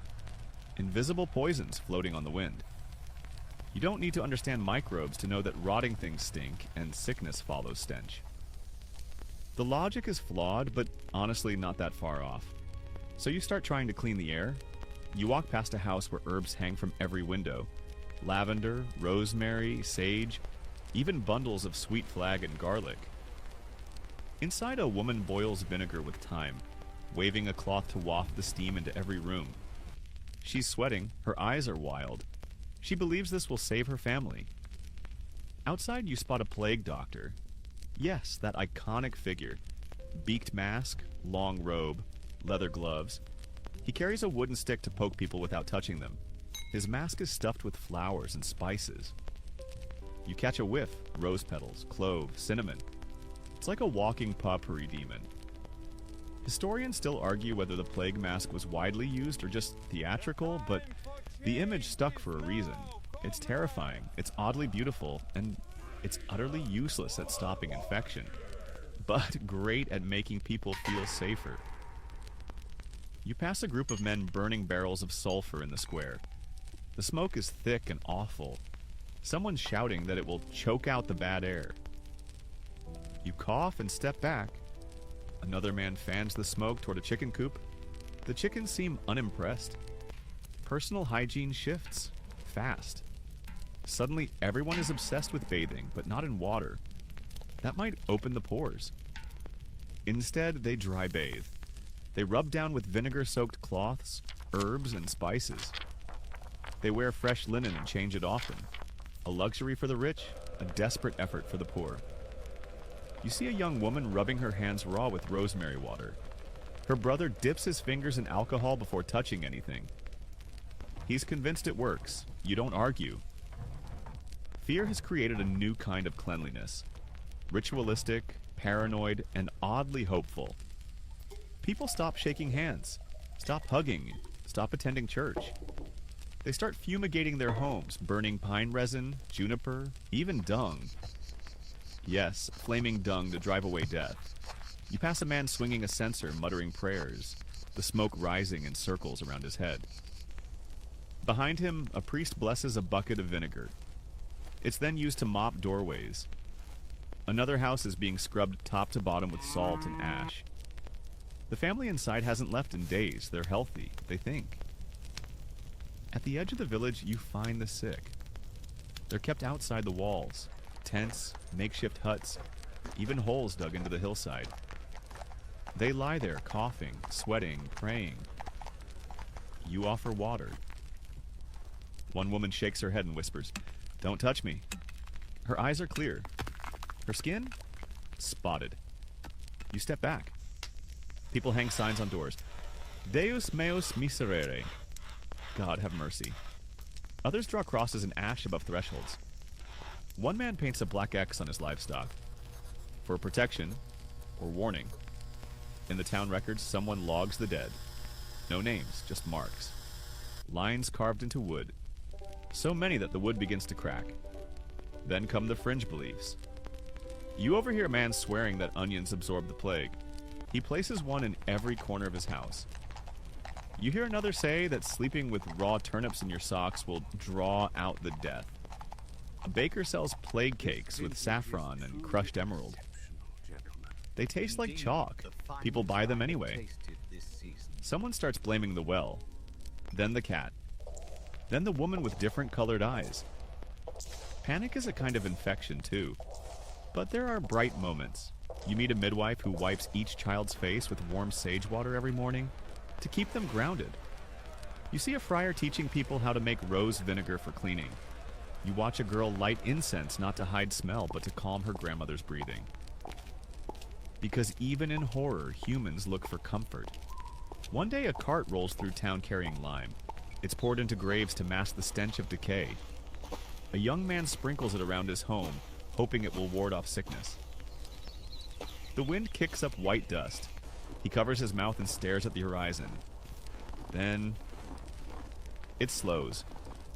Weeks pass, fewer bells, fewer carts, fewer funerals. The plague retreats, temporarily. You sit under an apple tree with a cloth soaked in lavender pressed to your face. You survived. You're still not clean. Not by modern standards. But you've washed in rosemary and fear, vinegar and grief. You've scrubbed your soul with ritual and superstition. And for now, that's enough. Sleep tight. You make your way toward the tallest structure in the village, the castle. It looms above the town like a stone god with questionable plumbing. Flags flap from its towers, horses stomp in the outer yard, and the distant sound of metal on metal echoes through the cold air. Inside those thick walls, nobles, Lords? Ladies? Servants? Courtiers? Surely they must be clean. Spoiler. They are not. Welcome to the truth about royal hygiene. A tale of velvet, vermin, and very misleading portraits. You pass through the gates and immediately feel the change. The mud has been replaced by cobblestones. The air smells less like pigs and more like perfume, horse sweat, and expensive food that's just slightly past its prime. The illusion of cleanliness is strong. The reality, more complicated. Inside the main hall, a nobleman glides past you in robes lined with fur and stitched with gold. His hands sparkle with rings. His breath smells like garlic wine. He looks clean. But he hasn't bathed in 2 weeks. You know this because he just said so, proudly. Because here's the twist. Many nobles believed that bathing too often weakened the body. It opened the pores, let in bad air, invited disease. Sound familiar? The richer you were, the less likely you were to dunk yourself in hot water. Why? Because you didn't need to. You had servants to wash your linens, spritz your hands with rose water, and rub your face with honey-soaked cloths. Clean skin was less important than clean clothes. That was the real signal of wealth. And wealth in this castle hangs from every wall, walks on every staircase, and lounges dramatically in every overstuffed chair. You're escorted to the solar, a warm upper-floor chamber where ladies embroider by the fire. One of them waves you over, smiling with the faintest scent of jasmine clinging to her sleeves. She's just finished her morning routine, brushed her hair 100 strokes with a silver comb, dabbed her cheeks with vinegar and egg whites for clarity, and cleaned her teeth with a soft linen cloth dipped in sage ash. No soap, no water, just rituals. You peek at the vanity table. Tiny bottles hold oils, herbs, ground pearls. There's a carved ivory stick meant to remove earwax. There's a pot of saffron paste for her cheeks. There's even a small pick made from whalebone, used for scraping the tongue. Royal hygiene, you realize, is all about surface control. Servants keep things looking clean. They sweep rushes from the floor, change the straw, scatter herbs like confetti. But those rushes, they're hiding crumbs, hair, scraps of meat, bugs, and somewhere, an entire dead mouse. You walk past the guardrobe. Yes, even nobles use glorified poop chutes. This one's lined with stone, has a cushion, fancy, and a small window to let in the breeze, essential. A pot of lavender sits on the sill. It's not helping. Further down the hall, a royal physician checks the pulse of a young duke. He nods, prescribes fewer sweets and more sage-infused wine, and leaves. You overhear him tell a servant to burn the boy's shoes. You don't ask. Now let's talk beds. They are massive, piled with feather mattresses, velvet coverlets, embroidered pillows. They are also filthy. Lice, fleas, and mites loved noble beds. Why wouldn't they? Warm, plush, rarely aired out, and full of skin flakes from people who hadn't bathed in months. You pass a servant holding a beater stick and a fur blanket. She's heading to the courtyard to flog the bedding. Not metaphorically. Literally beat the bugs out. Nearby, a footman gently scrubs his master's boots with wine. Wine. It disinfects. Kind of. It also makes the boots smell marginally better than the feet inside them. Then there's the food. Lavish, endless, and messy. Tables are wiped down with cloths. Hands are rinsed between courses. Some nobles even wear gloves to eat. But hygiene isn't about bacteria here. It's about presentation. You see a knight dunking a chicken leg into honey sauce, drop it onto his sleeve, and laugh. "Servants'll fix it," he says. Servants clean the clothes, the floors, the fingernails of the lord who refuses to touch soap. You wonder how many of them ever get a turn at the bath.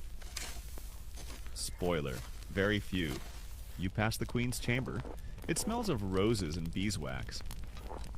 A young girl brushes the queen's hair with long, slow strokes. There's talk of applying mouse fur to her eyebrows to even them out. You try not to stare. There's a bath prepared, though it's more symbolic than practical. A wooden tub lined with linen, sprinkled with rose petals, filled with warm water and milk. The queen may dip in, she may not. She might just sit beside it and inhale the steam. Because sometimes in royal hygiene, just pretending to bathe was enough. You hear whispers about a visiting prince who hasn't changed his shirt in a month. It's embroidered with rubies. It also smells like spoiled butter. But no one dares mention it. Historians still argue whether nobles truly believed they were cleaner, or if they just outsourced the dirt. They wore perfume to mask odor, painted their faces with lead-based makeup, changed clothes instead of washing bodies. A nobleman once wrote, "I wear fresh linen daily and thus need not bathe more than twice a year." His wife wore silk soaked in violet water and carried a pomander of clove-stuffed lemon. Her bath? Once a season. Fringe beliefs? Oh yes. Some thought wearing silk kept the body sealed and protected from stink. Others wore holy medallions that allegedly repelled sweat. A few noblewomen lined their shoes with rosemary, rose petals, and even crushed emeralds to purify each step. Emeralds in their shoes. You retreat to the garden, overwhelmed. A servant nearby pours water over a noble's hands. He rubs them delicately, then dries them on a towel. It's a choreographed ritual. You watch the towel get passed to a younger servant, who sniffs it, and grimaces. At sunset, you sit near the stables. The smell of horses, hay, and leather is strong, but honest. A stable boy walks past, shirt soaked with sweat, face streaked with dust. He nods at you. "You smell like violets," he says, then grins. "Must have been in the castle." You grin back, because he's not wrong. You're perfumed, you're powdered, you're dipped in illusion. But real cleanliness? You'll find more of that outside the velvet walls. Sleep tight. You wake up before sunrise, your blanket pulled tight around your shoulders. The taste of damp straw and medieval air lingering in your throat. The fire's gone out. A rooster screams somewhere in the distance like he knows something you don't. You sit up slowly. Everything aches, from your feet to your pride, to the space behind your eyes where you've been mentally filing every terrible smell for 2 weeks straight. Congratulations, you've survived medieval hygiene. You get up and start walking, through the still sleeping village, past carts piled high with turnips, goats chewing on fence posts, and one particularly aggressive rooster who tries to bite your ankle. And as you walk, it all comes back to you. The garderobes hanging precariously off castle towers. The chamber pots dumped with the casual grace of a shrug and a "Gardy-loo." The rush-strewn floors hiding all manner of mysteries, including that rat you never saw leave. You remember the baths, the communal tubs, the floating herbs, the questionable water reuse policy, and that one guy who dunked bread rolls in bathwater like it was a stew. You remember your first dry scrub, when a woman tried to make you smell better with vinegar and sage, and instead made you smell like a haunted salad. You think about hair, scratched, combed, powdered, perfumed, and forever full of things that wriggle. About beards soaked in goose fat, scented sachets tucked into sleeves, and people swearing on their lives that a ribbon of rosemary could keep death away. You pass a woman tending to her linens, humming as she rubs her shift with a cloth dipped in wine and ashes. It's weirdly beautiful, functional, almost sacred. You remember the midwives, the quiet strength of women cleaning each other's bodies and wounds, tending to life with hands that knew blood and herbs and whispered prayers. You remember the herbal bundles hidden in belts, the hushed warnings, the laughter through pain. You remember the plague smoke, barrels of burning herbs, masks stuffed with clove and despair, and people who truly believed they could clean the air with fire and faith alone. The fear in their eyes, the hope in their vinegar-washed hands. You think of the monks quietly scrubbing their feet in stone basins, combing their hair with reverence, treating soap like a prayer. And you remember the nobleman who hadn't bathed since St. Martin's Day but wore a ruby-studded shirt and smelled like fermented citrus and secrets. You think about the lice, the fleas, the bugs, the rats in the rafters. The time you tried to sleep with garlic tucked in your sock to draw out the bad air. You smelled like medieval lasagna for a week, and yet somehow it all blends into something familiar. Because for all their bizarre beliefs and creative misunderstandings of biology, medieval people were trying. Every leaf tucked behind an ear, every lavender dabbed scarf, every linen shift boiled and beaten and dried in the sun. These weren't quirks, they were acts of resistance. Such a beautiful day for this world. They lived in filth, yes, but they fought it. With herbs, with vinegar, with whatever they could scrape together in a world where dirt was a constant and comfort was rare. You keep walking. The sun creeps over the horizon, soft and pink, gilding the rooftops in a light that somehow makes even the mud look poetic. A child waves to you. She has wild hair and a shirt with 3 different stains. She's dragging a stick through a puddle. She's perfect. And in that moment, you realize something important. Medieval hygiene wasn't about being clean. Not really. It was about trying to be clean enough. Clean enough to sit with neighbors, clean enough to walk into church, clean enough to look at yourself in a warped bit of polished metal and think, okay, I'm still here. It was messy. It was flawed. It was sometimes completely unhinged, but it was human. And now, with your nose broken in, your hands scarred from vinegar scrubs, and your soul about 4 pounds heavier from the psychic weight of the word guardrobe, you lie back on a hay pile. The wind rustles the thatch above you. Someone's sweeping the square. Somewhere in the distance, a baby cries and a cow sneezes. You breathe in. You exhale, and you let it go. The fire is low now. Just soft crackles like gentle whispers in the silence. Your breath slows. Your thoughts stretch out like laundry drying in the breeze. Let the images of the day fall away. The chamber pots, the bathhouse steam, the whispered advice about turnips in your boots. Let them soften, blur like ink fading from an old manuscript. Picture clean linen fluttering on a line. Not perfect, not spotless, but clean enough. Let that linen sway in your mind, back and forth, back and forth. Think of the sound of combs brushing through hair, the gentle tug and release, the warmth of water poured from a clay jug, the scent of rosemary and smoke in the air, the hush of a monastery garden, the giggle of children chasing, lice with combs carved from horn. Let it all go now. You've wandered through the strange, surprisingly tender rituals of a world where cleanliness was a battle fought daily. Not with disinfectants or dermatologists, but with herbs, ash, and sheer stubbornness. Now you're safe. You're warm. You're out of the muck and the noise and the never-ending itch behind your ears. All that's left is this moment, this breath, this calm. You did it. You survived medieval hygiene, sweet dreams.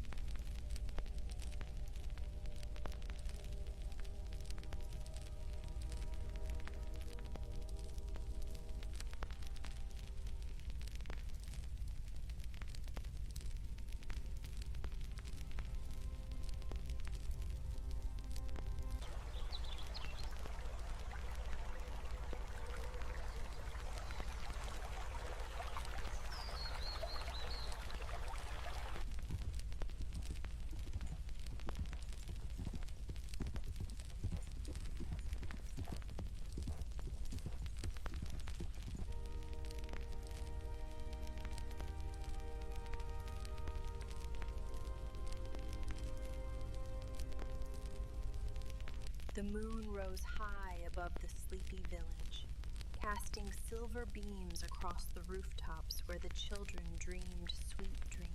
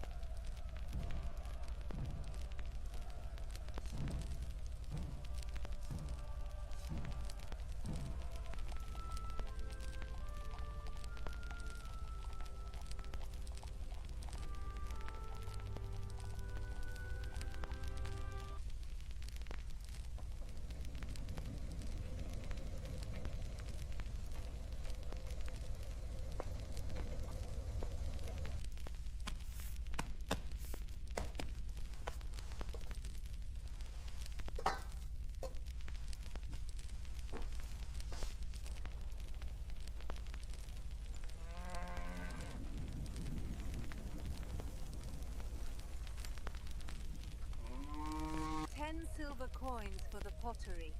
I will give you 8. I cannot go lower than 9.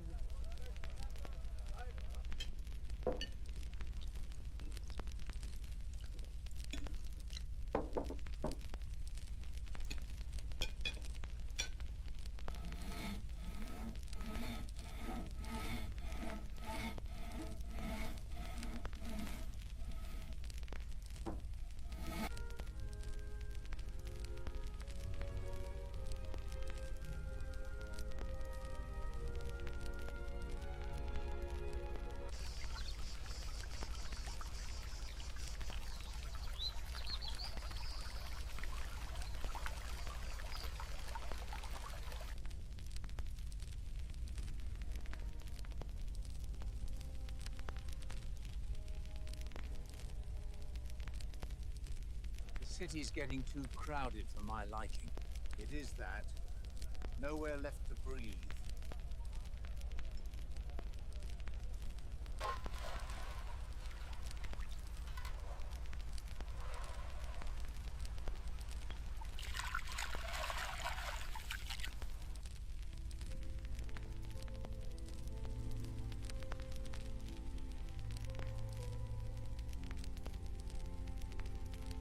A slice for the lady. Thank you, good sir. It looks exquisite.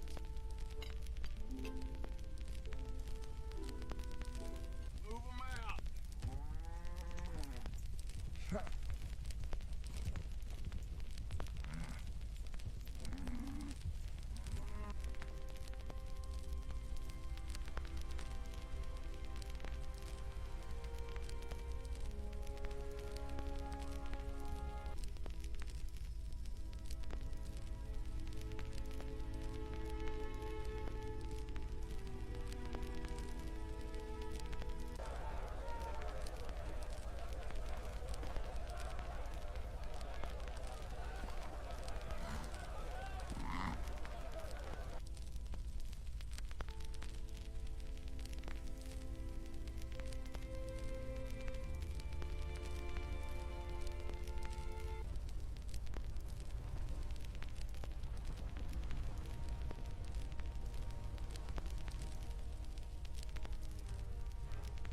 Just a little off the top today.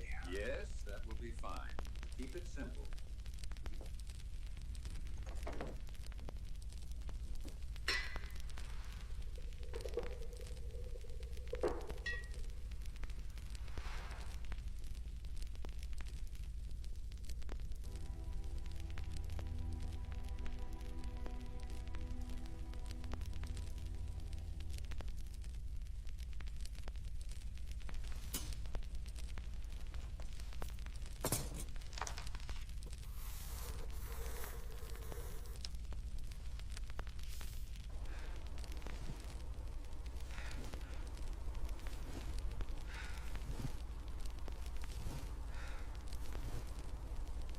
She looks absolutely stunning in that black gown, doesn't she? Quite. She holds the attention of the entire room.